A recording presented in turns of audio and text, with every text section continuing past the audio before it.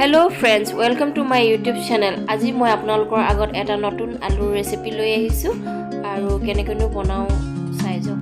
আলুটো প্ৰথমতে মই বাকলি গুচাই লৈছো। তাৰ পিছত এতিয়া মই আলুটো মাজে মাজে এনেকৈ হলা মাৰিডাল ভৰাই দিম। এতিয়া মই মেচিনটোত এই হলাডাল এনেকৈ ঘুমাই লম।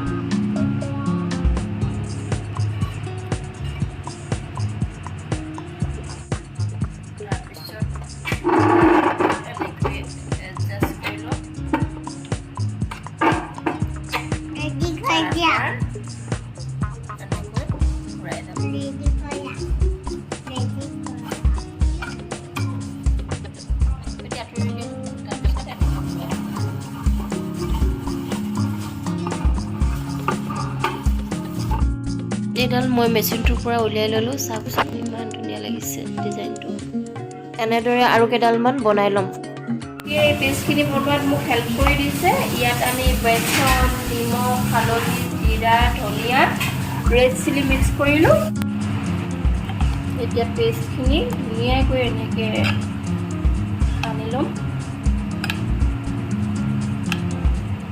তাৰপিছত ফ্ৰাই কৰিম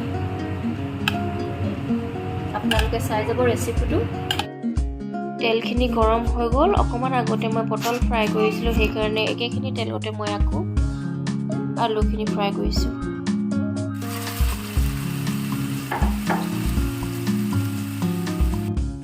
এখিনি মই দুইটা সাইডে হিজালৈকে ফ্ৰাই কৰি ললো